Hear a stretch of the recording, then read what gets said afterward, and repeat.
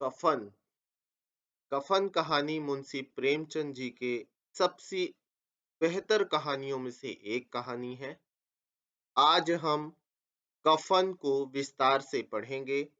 कफन की चीजों को देखेंगे कि क्या मुंशी प्रेमचंद जी की सर्वोत्कृष्ट कहानी कफन आज भी इस दुनिया में प्रासंगिक है या नहीं। तो चलिए शुरुआत करते हैं प्रेमचंद जी की सबसे उत्कृष्ट कहानी कफन। झोपड़ों के द्वार पर बाप और बेटे दोनों एक बुझे हुए अलाव के सामने चुपचाप बैठे हुए हैं और अंदर बेटे की जवान बीबी बुधिया प्रसव वेदना से पछाड़ खा रही थी। रह रहकर उसके मुंह से ऐसी दिल हिला देने वाली आवाज निकलती थी कि दोनों कलेजा थाम लेते।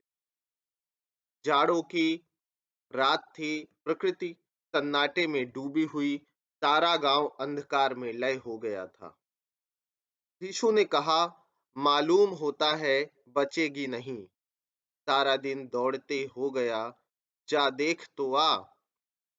माधव चिढ़कर बोला, मरना ही है तो जल्दी मर क्यों नहीं जाती, देख कर क्या करूं। यीशु और माधव प्रेमचंद जी की कफन कहानी के प्रमुख पात्र हैं। इसमें यीशु पिता है, माधव पुत्र है और जो बुधिया नाम की महिला प्रसव वेदना से पीड़ित रो रही है, वह माधव की पत्नी। ठीक है, तो चलिए आगे देखते हैं। माधव चिढ़कर बोला, मरना ही है तो जल्दी मर क्यों नहीं जाती, देख कर क्या करूं। तू बड़ा बेदर्द है बे। साल भर जिसके साथ सुख चैन से रहा, उसी के साथ इतनी बेवफाई। तो मुझसे तो उसका तड़पना और हाथ पांव पटकना नहीं देखा जाता। चमारों का कुनबा था और सारे गांव में बदनाम। भीसू एक दिन काम करता तो 3 दिन आराम करता। माधव इतना कामचोर था कि आध घंटे काम करता तो घंटे भर चिलम पीता। इसलिए उन्हें कहीं मजदूरी नहीं मिलती थी। घर में मुट्ठी भर भी अनाज मौजूद हो तो घीसू पेड़ पर चढ़कर लकड़ियां तोड़ लाता और माधव बाजार से बेच लाता। और जब तक वह पैसे रहते, दोनों इधर उधर मारे मारे फिरते। गांव में काम की कमी न थी। किसानों का गांव था। मेहनती आदमी के लिए 50 काम थे। मगर इन दोनों को उसी वक्त बुलाते जब दो आदमियों से एक का काम पाकर भी संतोष कर लेने के सिवा और कोई चारा ना होता। अगर दोनों साधु होते तो उन्हें संतोष और धैर्य के लिए समय और नियम की बिल्कुल जरूरत ना होती। यह तो इनकी प्रकृति थी। विचित्र जीवन था इनका। घर में मिट्टी के दो चार बर्तनों के सिवा कोई संपत्ति नहीं। फटे चीथड़ों से अपनी नग्नता को ढांके हुए जिए जाते थे। संसार की चिंताओं से मुक्त, कर्ज से लदे हुए, गालियां भी खाते, मार भी खाते, मगर कोई भी गम नहीं। दिन इतने की वसूली की बिल्कुल आशा न रहने पर भी लोग इन्हें कुछ न कुछ कर्ज दे देते थे। मटर आलू की फसल में दूसरों के खेतों से मटर या आलू उखाड़ लाते और भून भान कर खा लेते, या 10 5 ऊख उखाड़ लाते और रात को चूसते। घीसू ने इसी आकाश वृत्ति से 8 साल की उम्र काट दी और माधव भी सपूत बेटे की तरह बाप ही के पद चिन्हों पर चल रहा था, बल्कि उसका नाम और भी उजागर कर रहा था। इस वक्त भी दोनों अलाव के सामने बैठकर आलू भून रहे थे, जो कि किसी खेत से खोद लाए थे। घीसू की स्त्री का तो बहुत दिन हुए देहांत हो गया था। माधव का ब्याह पिछले साल हुआ था। मित्रों याद रखिएगा कि माधव का ब्याह हुए मात्र 1 साल हुआ था। जब से यह औरत आई थी, उसने इस खानदान में व्यवस्था की नींव डाली थी और इन दोनों बेगैरतों का दोजख भरती रहती। यानी दोनों का पेट भरने का श्रेय उस बुधिया नाम की औरत का है, जो पिछले वर्ष इस घर में ब्याह की आई है। आज वह दर्द से तड़प रही है। जब से वह आई, यह दोनों और भी आराम तलब हो गए थे, बल्कि कुछ अकड़ने भी लगे थे। कोई कार्य करने को बुलाता तो निर्व्याज भाव से दुगनी मजदूरी मांगते। वह औरत आज प्रसव वेदना से मर रही थी और यह दोनों शायद इसी इंतजार में थे कि वह मर जाए तो आराम से सोएं। मित्रों, यह उस वेदना को दिखा रहा है, उस गरीबी के आलम को दिखा रहा है और उस गरीबी के साथ-साथ उस नकारापन को दिखा रहा है कि एक औरत जो 2 मर्दों का पेट पाल रही है, आज वह बेशुद्ध होकर के पड़ी हुई है, प्रसव वेदना से चित्कार कर रही है, उसके बाद भी दोनों पुरुष बाहर बैठ कर के आलू खा रहे हैं और उन्हें यह लग रहा है कि उनकी नींद खराब हो रही है। दोनों शायद इंतजार में थे कि वह मर जाए तो आराम से सोएं। यीशु ने आलू निकाल कर छीलते हुए कहा, जाकर देख तो क्या दशा है उसकी। चुड़ैल का फिसाद होगा और क्या, यहाँ तो ओझा भी 1 रुपया मांगता है। माधव को भय था कि वह कोठरी में गया तो घीसू आलूओं का बड़ा भाग साफ कर देगा। बोला, मुझे वहां जाते डर लगता है।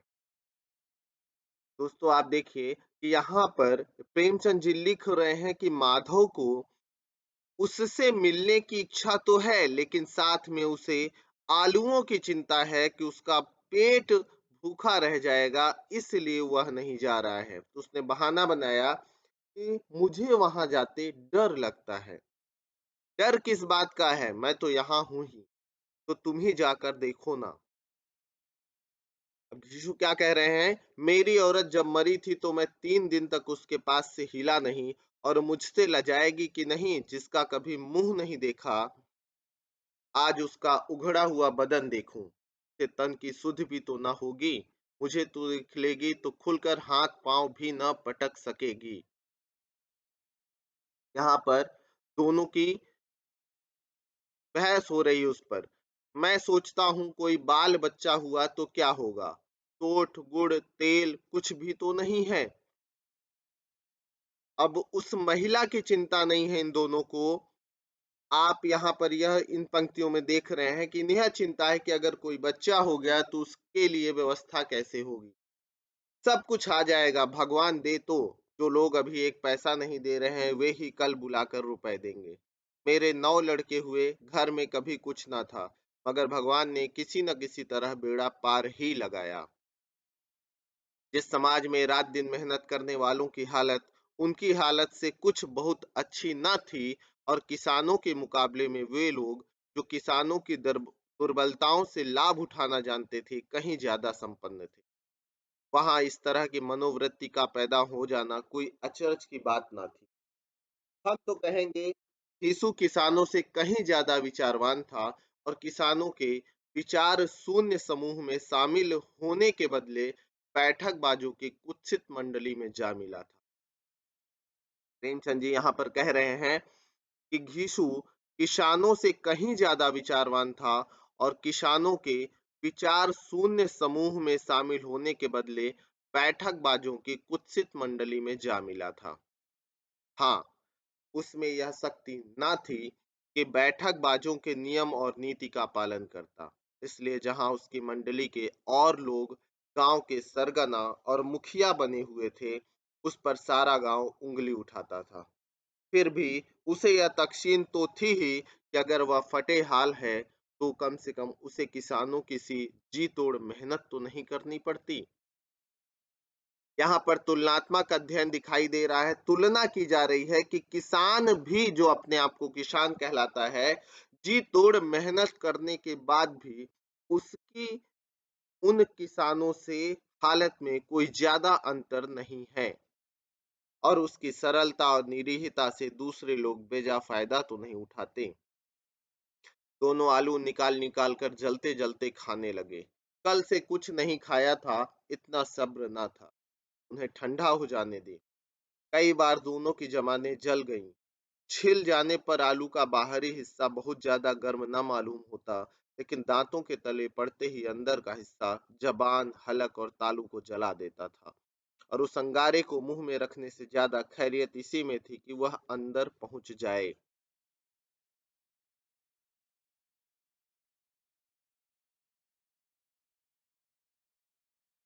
अंदर का हिस्सा जबान, हलक और तालू को जला देता था और उस अंगारे को मुंह में रखने से ज्यादा खैरियत इसी में थी कि वह अंदर पहुंच जाए। वहां उसे ठंडा करने के लिए काफी सामान था, इसलिए दोनों जल्द जल्द निकल जाते। हालांकि इस कोशिश में उनकी आंखों से आंसू निकल आते। ये सारा पैराग्राफ दोस्तों बताता है कि दीनता दरिद्रता में अतृप्त इच्छा किस प्रकार से पनपी। कि 2 दिन से भूखे हैं तो आलू के लिए ही आपस में अंतर मन में द्वेष चल रहा है और द्वंद्व चल रहा है। यीशु को उस वक्त ठाकुर की बारात याद आई जिसमें 20 साल पहले वह गया था। यानी 20 साल पहले की उसे सुखद और मीठी यादें आती हैं। उस दावत में उसे दो जो तृप्ति मिली थी, वह उसके जीवन में एक याद रखने लायक बात थी और आज भी उसकी याद ताजी थी। बोला, वह भोज नहीं भूलता, तब से फिर उस तरह का खाना और भरपेट नहीं। लड़की वालों ने सबको भरपेट पूड़ियाँ खिलाई थी, सबको। छोटे बड़े सब ने पूड़ियाँ खाई और असली घी की चटनी, रायता, 3 तरह के सूखे साग, एक रसेदार तरकारी, दही, मिठाई। अब क्या बताऊं कि उस भोज में क्या स्वाद मिला। कोई रोक टोक नहीं थी। जो चीज चाहो मांगो, जितना चाहो खाओ। लोगों ने ऐसा खाया कि किसी से पानी ना पिया गया। मगर परोसने वाले हैं कि पत्तल में गरम गरम गोल गोल सुवासित कचौड़ियां डाल देते हैं। मना करते हैं कि नहीं चाहिए, पत्तल पर हाथ से रोके हुए हैं, मगर वह है कि दिए जाते हैं।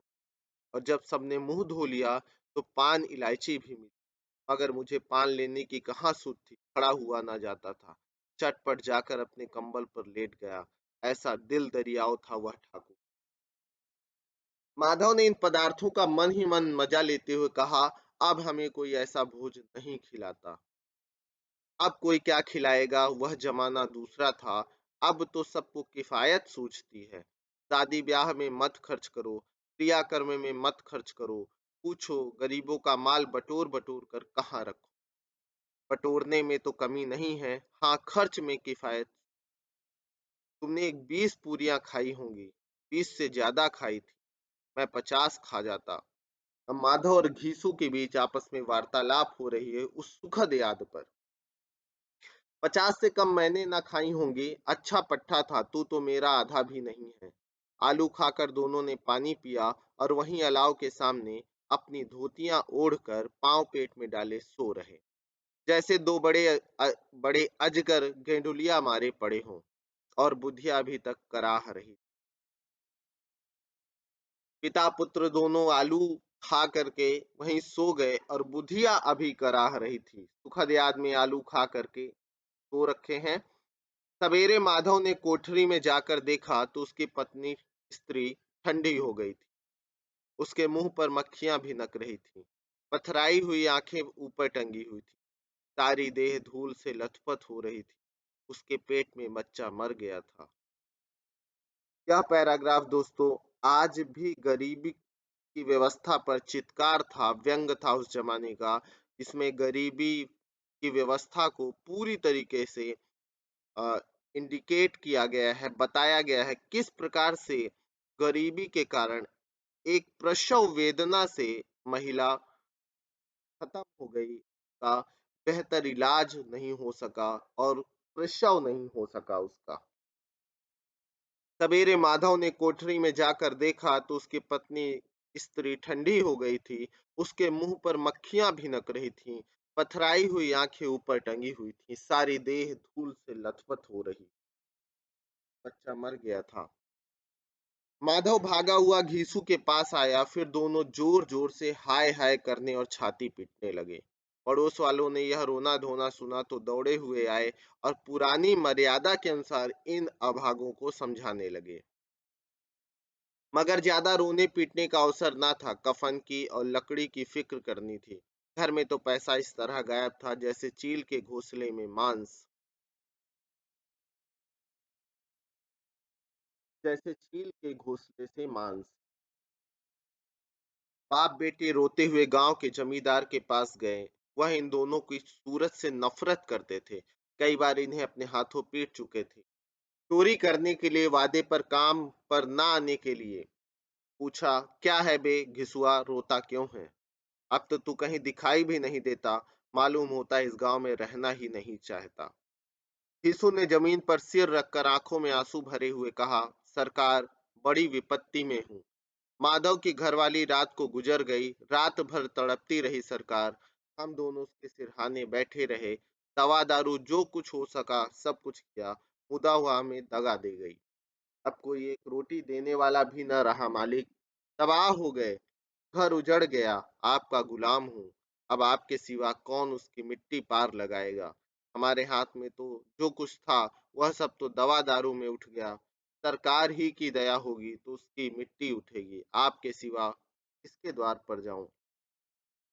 यहाँ पर घीसू स्वार्थ प्रेरित झूठ से प्रेरित है और झूठ बोल रहा है कि रात भर दुआ दारू की, दवा दारू की, लेकिन ऐसा कुछ उन्होंने किया नहीं। फिर भी अपनी स्वार्थ के लिए, अपने काम की सिद्धि के लिए वह झूठ बोल रहा है, जो गरीबी में, दीनता में माफ है। जमींदार साहब दयालु थे, मगर घीसू पर दया करना काले कंबल पर रंग चढ़ाना था। जी में तो आया, कह दे चल दूर हो यहाँ से, क्यों तो बुलाने से भी नहीं आता। आज जब गरज पड़ी तो आकर खुशामद कर रहा है। हरामखोर कहीं का, बदमाश। लेकिन यह क्रोध या दंड का अवसर न था।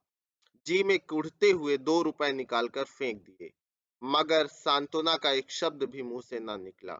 उसकी तरफ ताका तक नहीं, जैसे सिर का बोझ उतारा हो।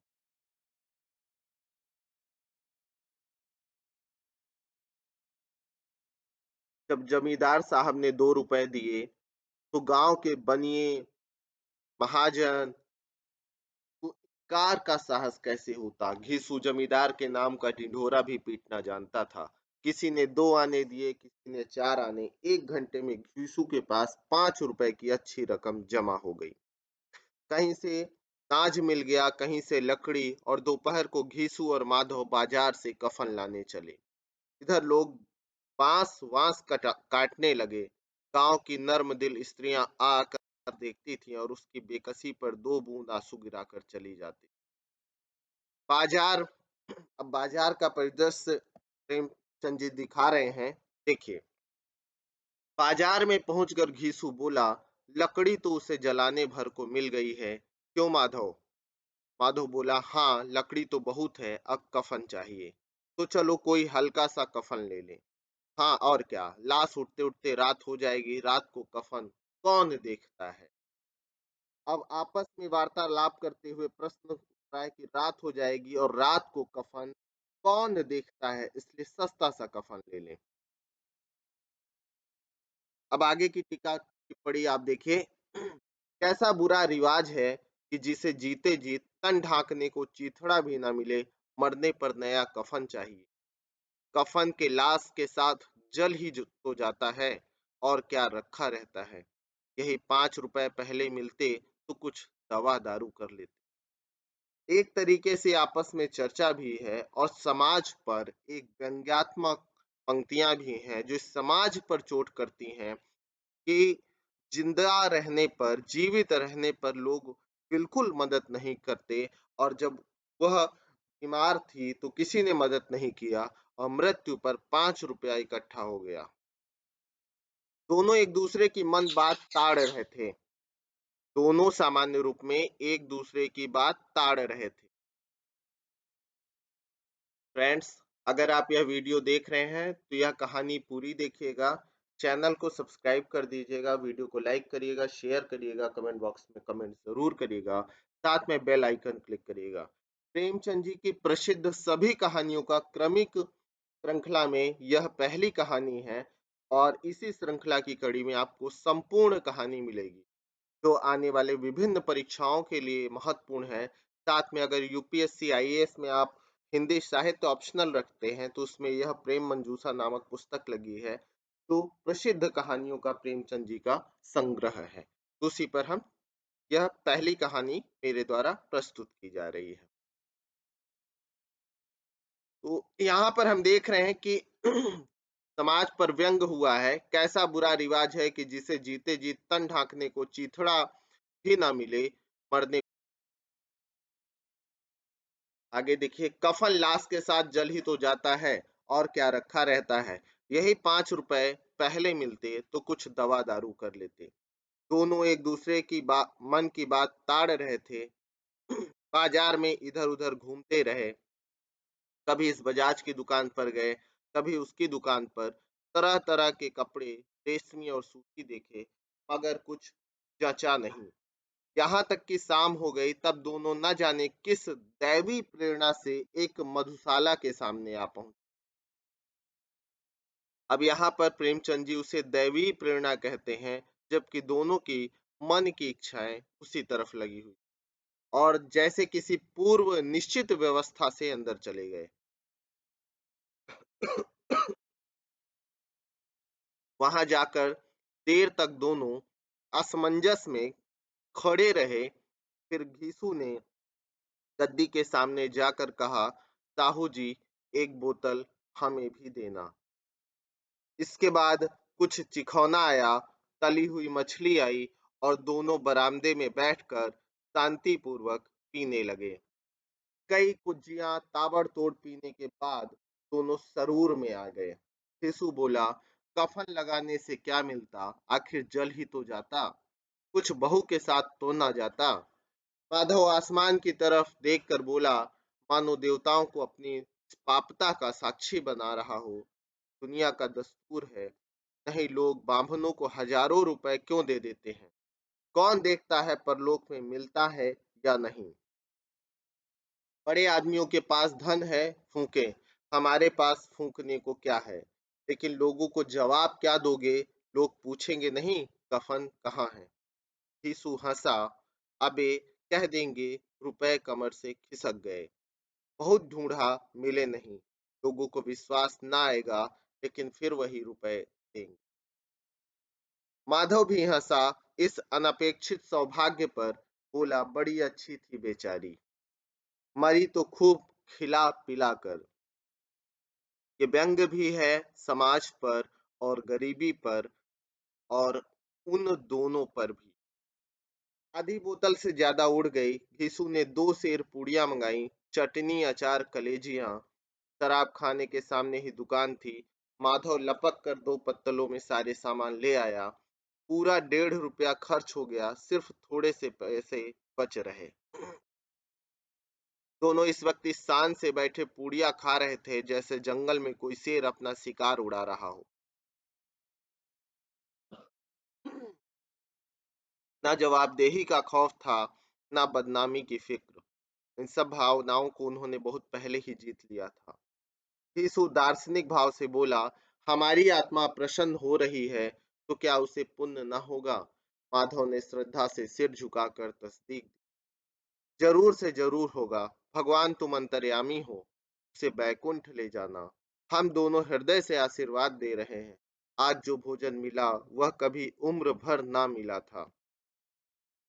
आज जो भोजन मिला वह कभी उम्र भर ना मिला था। एक क्षण के बाद माधव के मन में एक शंका जागी। बोला, क्यों दादा, हम लोग भी तो एक न एक दिन वहां जाएंगे ही। यीशु ने इस भोले भाले सवाल का कुछ उत्तर ना दिया। वह परलोक की बातें सोचकर इस आनंद में बाधा ना डालना चाहता था। वह जो वहां हम लोगों से पूछे कि तुमने हमें कफन क्यों नहीं दिया, तो क्या कहोगे। कहेंगे तुम्हारा सिर। पूछेगी तो जरूर, तू कैसे जानता है कि उसे कफन ना मिलेगा। तू मुझे ऐसा गधा समझता है। 60 साल क्या दुनिया में घास खोदता रहा हूँ। उसको कफन मिलेगा और बहुत अच्छा मिलेगा। माधव को विश्वास ना आया। बोला, कौन देगा, रुपए तो तुमने चट कर दिए। वह तो मुझसे पूछेगी, उसकी मांग में तो सिंदूर मैंने डाला था। यीशु गर्म होकर बोला, मैं कहूँ उसे कफन मिलेगा, तू मानता क्यों नहीं। कौन देगा, बताते क्यों नहीं। वही लोग देंगे जिन्होंने कि अब की दिया। हाँ, अब की रुपए हमारे हाथ ना आएंगे। ज्यों ज्यों अंधेरा बढ़ता था और सितारों की चमक तेज होती थी, मधुशाला की रौनक भी बढ़ती जाती थी। कोई गाता था, कोई डींग मारता था, कोई अपने संगी के गले लिपटा जाता था, कोई अपने दोस्त के मुंह में कुल्हड़ लगाए देता था। वहां के वातावरण में सरूर था, हवा में नशा। कितने तो यहाँ आकर एक चुल्लू में मस्त हो जाते थे। शराब से ज़्यादा यहाँ की हवा उन पर नशा करती थी। जीवन की बाधाएँ यहाँ खींच लाती थीं और कुछ देर के लिए यह भूल जाते थे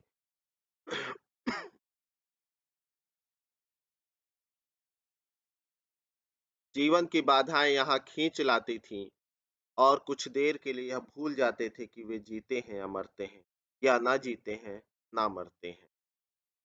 और यह दोनों बाप-बेटे अब भी मज़े ले लेकर चुस्कियाँ ले रहे थे। सबकी निगाहें इनकी ओर जमी हुई थी। दोनों कितने भाग्य के बली हैं, पूरी बोतल बीच में है। भरपेट खाकर माधव ने बची हुई पूड़ियों का पत्तल उठाकर एक भिखारी को दे दिया, जो खड़ा इनकी ओर भूखी आंखों से देख रहा था। और दोनों के देने के गौरव, आनंद और उल्लास का अपने जीवन में पहली बार अनुभव किया। आप यहाँ पर आप देखेंगे कि प्रेमचंद जी यह बताना चाह रहे हैं कि गरीब व्यक्ति का भी जब पेट भरा होता है तो दान का अनुभव वह चाहता है। फिर दान देने का अनुभव यहाँ पर मिल रहा है। यीशु ने कहा, ले जा खूब खा, आशीर्वाद दे। जिसकी कमाई है वह तो मर गई, मगर तेरा आशीर्वाद उसे जरूर पहुंचेगा। रोए रोए से आशीर्वाद दो, बड़ी गाढ़ी कमाई के पैसे हैं। माधव ने फिर आसमान की तरफ देखकर कहा, वह बैकुंठ में जाएगी दादा, बैकुंठ की रानी बनेगी। माधव ने फिर आसमान की तरफ देखा और कहा, वह बैकुंठ में जाएगी दादा, बैकुंठ की रानी बनेगी। यीशु खड़ा हो गया और जैसे उल्लास की लहरों में तैरता हुआ बोला, हाँ बेटा, बैकुंठ में जाएगी। किसी को सताया नहीं, किसी को दबाया नहीं, मरते मरते हमारी जिंदगी की सबसे बड़ी लालसा पूरी कर गई। वह न बैकुंठ में जाएगी तो क्या ये मोटे मोटे लोग जाएंगे? मरते मरते हमारी जिंदगी की सबसे बड़ी लालसा पूरी कर गई। वह न बैकुंठ में जाएगी तो क्या ये मोटे मोटे लोग जाएंगे, जो गरीबों को दोनों हाथों से लूटते हैं और अपने पाप को धोने के लिए गंगा नहाते हैं और मंदिरों में जल चढ़ाते हैं। श्रद्धालुता का यह रंग तुरंत ही बदल गया।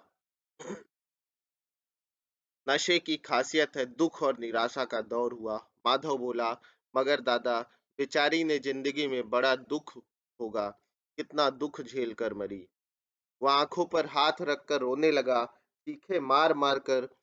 यीशु ने समझाया, क्यों रोता है बेटा, खुश हो कि वह माया जाल से मुक्त हो गई, जंजाल से छूट गई।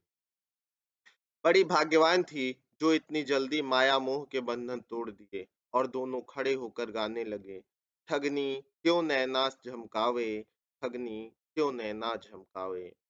पियक्कड़ों की आंखें इनकी ओर लगी हुई थीं और यह दोनों अपने दिल में मस्त गाए जाते थे। फिर दोनों नाचने लगे, उछले भी, कूदे भी, गिरे भी, मटके भी, भाव भी बताए, अभिनय भी किए और आखिर नशे से मदमस्त होकर वहीं गिर पड़े।